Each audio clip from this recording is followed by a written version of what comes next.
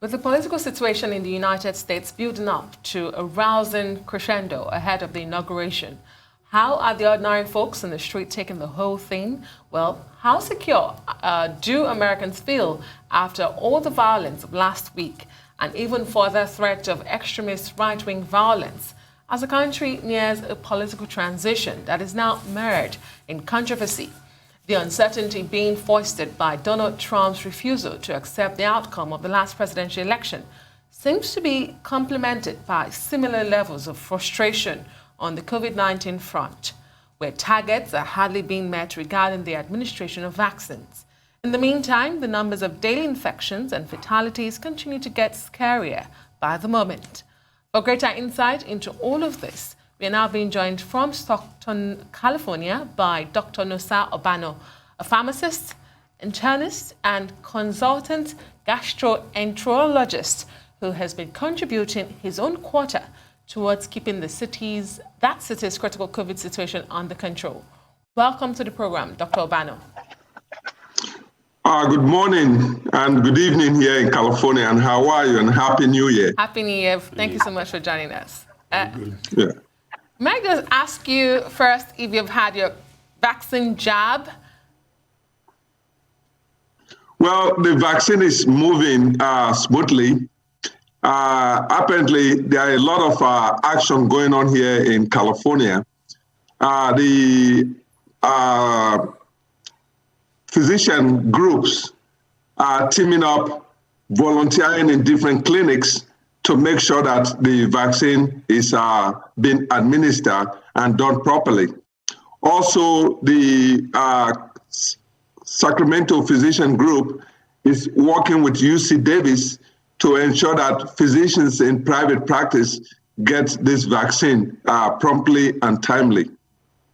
So you haven't had your jab. My question was, have you had yours? I have had my vaccine already. So there's a second dose that needs to be taken.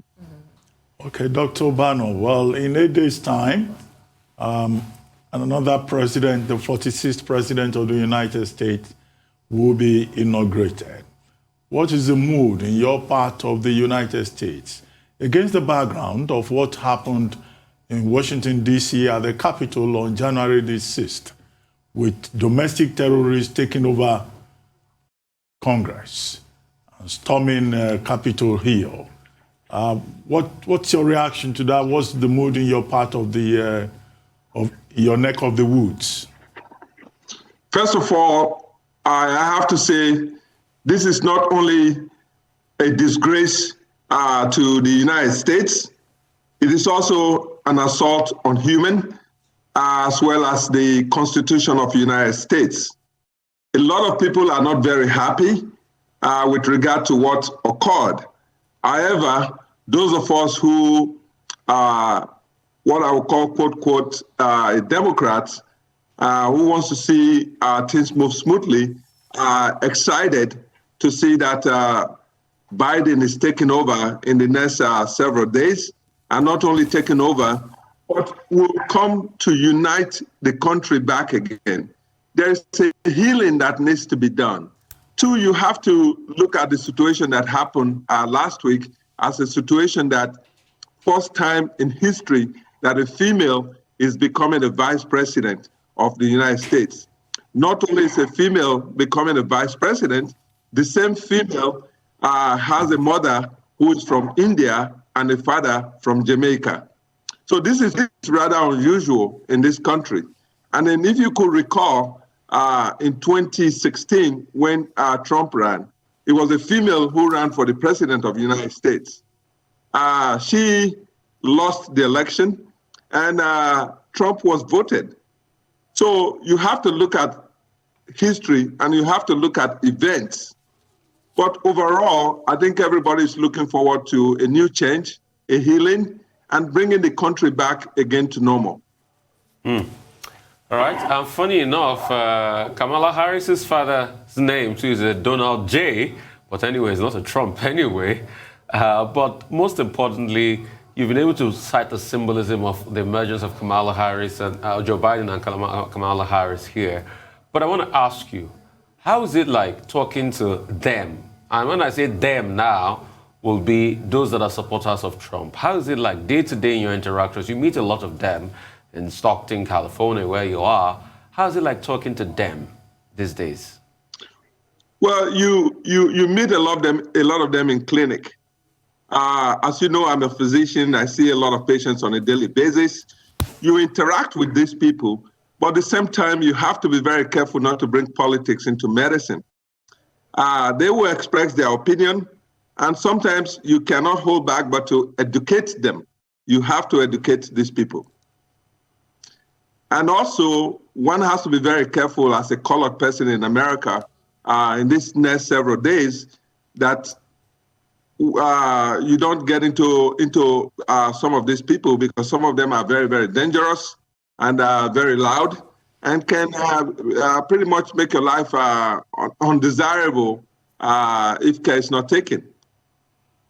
Well, do you foresee, Dr. Obanor, an outbreak of nationwide violence on Inauguration Day or on the eve of inauguration, now that the FBI has made it clear that there is threat across the entire United States?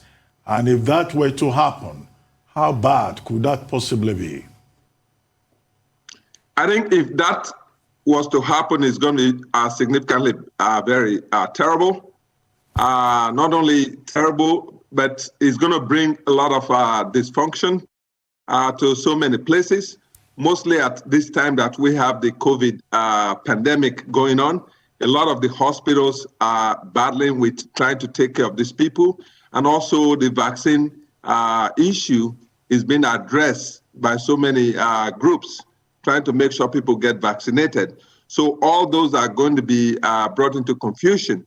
At the same time, I don't want to sound very racist, but those of us who consider ourselves as a minority and Nigerian, American, and African American has to be very, very careful and tread lightly when we go out on these several days. Well, Dr. Obanor, the contrast of police presence and response to the Capitol Hill riots on Wednesday last week and that of the Black Lives Matter protests in the summer has generated controversies around, unfortunately, racism, which you touched on. What are your thoughts? Did it come to you as a surprise, the sort of response we saw from law enforcement last week, Wednesday? It did not come to me as a surprise. If you live in this country, as long as I've lived in this country, almost 43 something years, you begin to see that some of the so-called law enforcement officers are partly in this group. Where they live, where they stay, and even me as a physician who take care of them, as a consultant who take care of some of their special need, I'm still considered a boy, not a man. You know, where somebody you spend time in taking care of tells you, good job, boy. I am, at this age, I don't need to be called a boy. So you see this evidence in some of these so-called old school law enforcement people. So it's not a surprise at all. So can I ask you this honestly? Do you feel, because of this bias you've been able to, point out, there might be some level of complicity? Because Nancy Pelosi has said, the head of the guard at the Capitol should have to answer for what happened. So you feel there might be some level of complicity? Because is it that the Capitol is so porous? Because we that were watching in other parts of the world, we're like, oh, that's the Capitol. Even our Nigerian Senate here, you can't just enter there like that and storm the place and make mockery of the place. So you feel there was complicity? I do not think so. But I think what was there was that people were not practically on guard. And if you look at the news carefully, there were some of our police officers who were taking selfie with some of these people, and those have been dismissed today. So I really don't think that way. I just think that this tendency for, my personal opinion, for a female to become the vice president is part of this whole issue ongoing. Well, Dr. Obanor, what's your reaction to the plan to impeach President Trump a second time? And should it be only President Trump that should be impeached? Because he had quite a number of supporters in Congress, including Senator Ted Cruz, including Senator Hawley, including the House Minority Whip, Steve Scanlon. Now, shouldn't those ones too also be impeached along with them? Just to put it on record. Well, I think the president needs to resign for the good of this country, which I personally feel, because the disgrace brought to this country last week was very, very severe. We tell other nations that democracy is the way to go, and we get involved in other country democracy settings. So I think the president should resign or step aside. Number two, with regard to the other people, Ted Cruz and the rest of them, even if anything is not done at this time, there will be an election. And at the election time, the American people do speak. So if you notice, 3 years ago, the present president was practically coming up with racial issues and so on and so forth. But people were ready. People were gearing up for this election. So that's what is going to really happen during the election of those senators and congressmen who were involved in this, what I call a disgrace to American democracy. Also, go ahead. Yeah, also a lot of companies who are supporting them are pulling out and are stopping their financial support to them. Okay, Dr. Obanor, as a medical expert, what are your concerns on the implications of this riot on the COVID-19 response in the country? We do understand that hospitals in the U.S. are dealing with increased hospitalizations at the moment. Are you concerned that this may further exacerbate that situation, or are you seeing already the results of this incident? Well, we've seen the result of this incident, and that, just like you rightly say, is going to complex issue. Because when there is a disaster like this, people tend to blame somebody for all these issues. One thing you have to know is that people are not taking this COVID very seriously. People are asked to do distancing. They are asked to put on their mask. But some people feel they can parade the city whenever they want and parade the towns whenever they want. So the incident continues to increase in different places, and this brings hardship to people. Businesses are really being silenced, and people are out of job, and so there has to be a scapegoat you have to blame something on. The blame game continues. We'll quickly take a break and we'll talk some more, Doctor.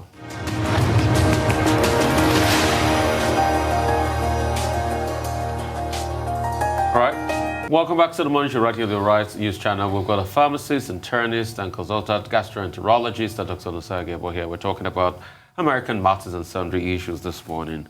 And a lot has been said about the state of mind, the division, the polarity in America, what it is like today. I was talking to John Cookson, our man on ground in Washington at Horizon News Channel.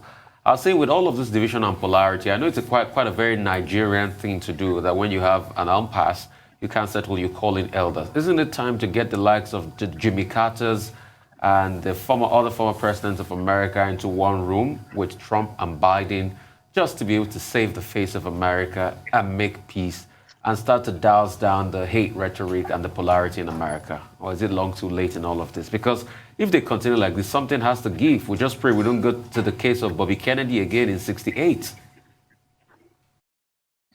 Well, first of all, you have to look at who you're dealing with.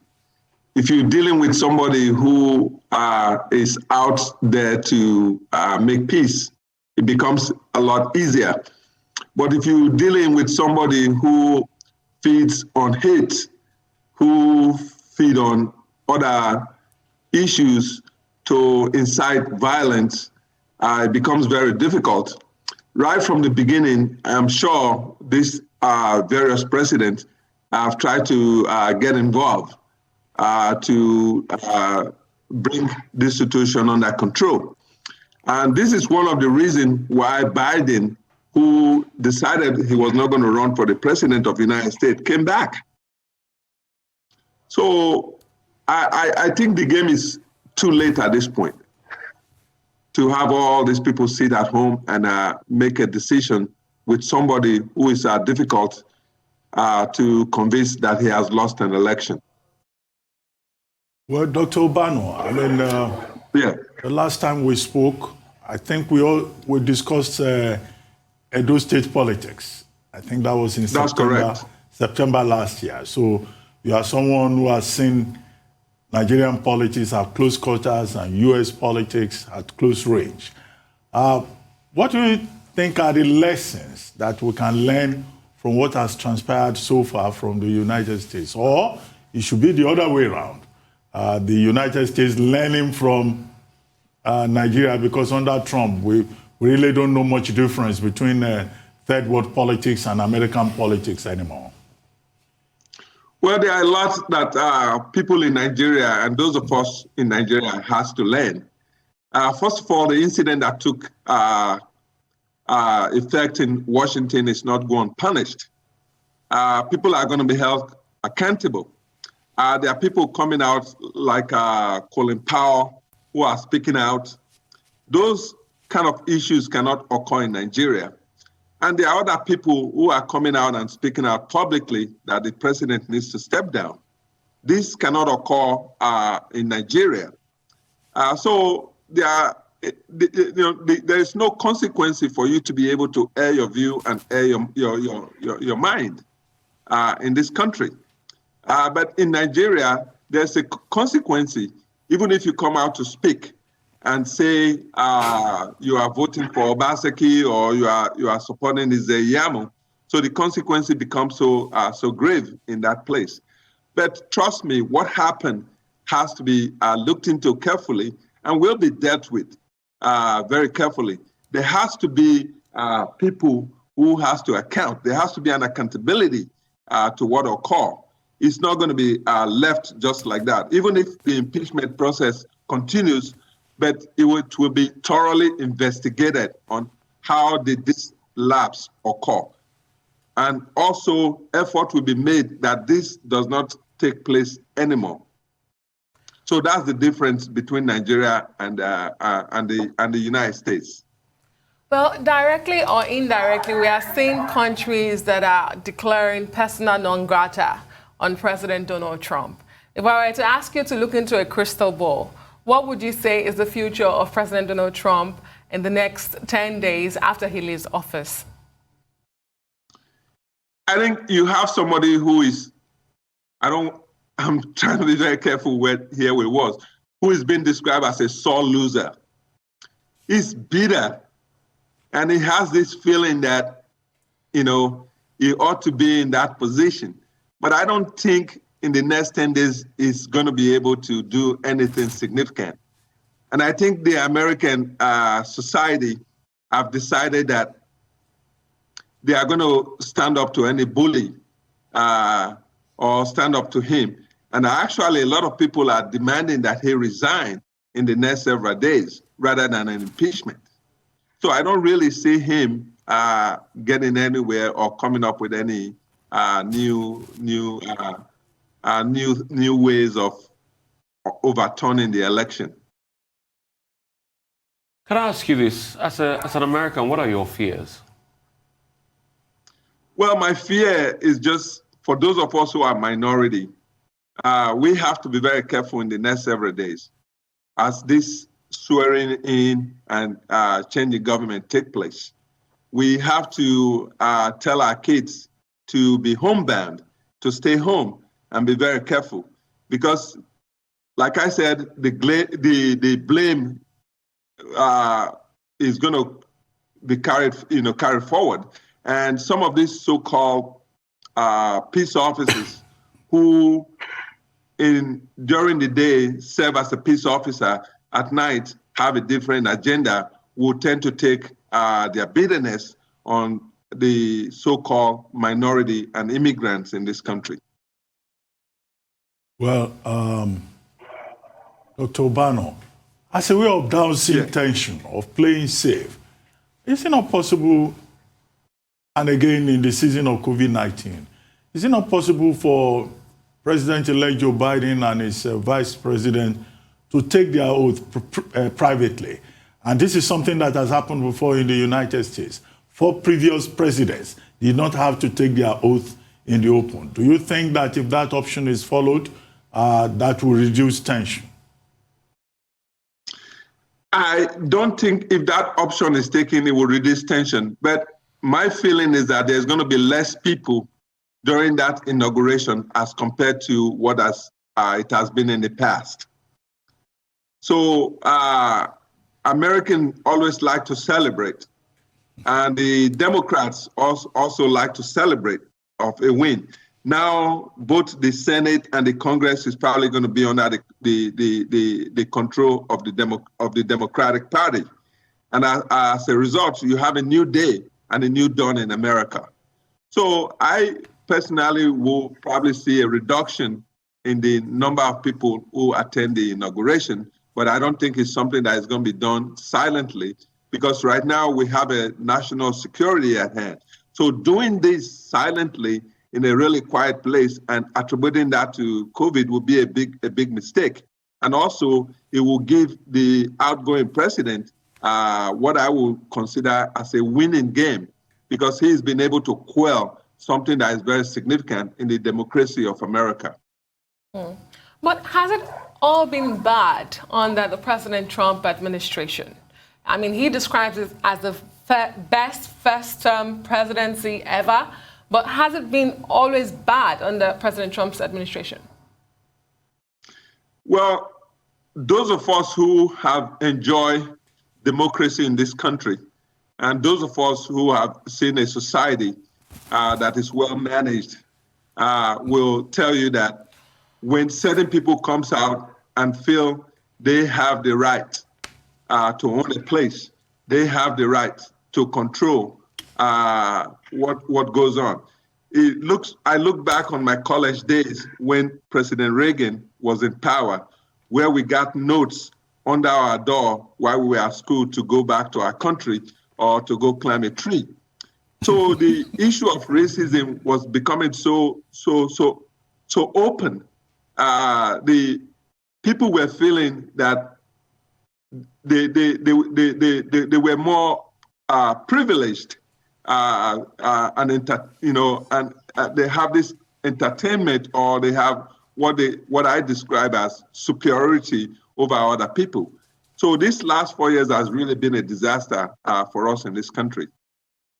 Okay, but some people will contest that maybe economically it wasn't, but in terms of race relations, it has been, and it's been a nightmare. But I want to ask you about the role of Nigerians, have played. Recently, you said the Democratic Party may have the Senate and the House. The Senate particularly, and I want to narrow down a particular seat in Georgia, the seat of John Ossoff. You know, John Ossoff defeated the incumbent, Senator David Perdue, the former president of Reebok, which is a big conglomerate. And John Ossoff particularly thanked the Nigerian community, mentioned specifically some Nigerian doctors in Georgia for making that a reality. What has been the role of Nigerians? And also, let's talk about the fact that we have Nigerians in the cabinet of Joe Biden. We have Wale, we have another Nigerian too in the cabinet. And these are Nigerians blazing the trail. What has been the role of Nigerians in the emergence of the Democratic Party? I just wanted to talk me through it with your experience. First of all, you have to know we've called this our home. So we are now Americans, and we want to see the best for our children. And two, you don't want to go to a place where somebody is addressing you as a boy, when you should be addressed as a man.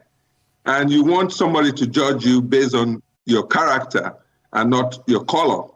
So we as Nigerians who have been put down every minute on the news, where sanctions are placed on visa issuing in Nigeria, calling Nigeria a shithole place, practically the whole of Africa a shithole.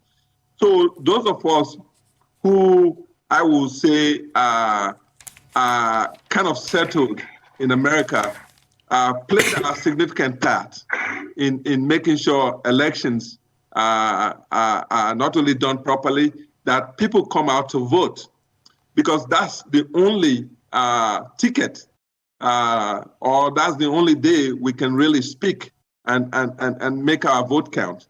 An example is during the Obama administration, my daughter, who is a lawyer, was very, very active. She was in high school at this time. So she tweeted, she went from door to door, even as a high school kid, talking to people, making sure they register to vote, doing all this voluntarily. She didn't have to be paid, but she was able to manage her school time at the same time carrying out this function. So we are now beginning to see a new crop of Nigeria, which is our children, who are now coming out to say, yes, our father came here with $50 and a handbag and a high school diploma, but they've been able to make things of themselves. This is our new home, and we are not going to allow people to displace us. So I congratulate the incoming President Biden for looking into all this. You have 2 Nigerians who are going to be serving in this cabinet, which is something very great to the country of Nigeria. And not only these 2 people serving, but these 2 people may be able to extend their knowledge to help the Nigerian government if the Nigerian government so wish. Thank you so much for your time, Dr. Obanor, and congratulations. And I'm sure, like they say in Nigerian parlance, the Democratic Party would definitely pepper them to the Republican Party, which you're a member of the Democratic Party. Thank you so much for your time once again, Dr. Obanor.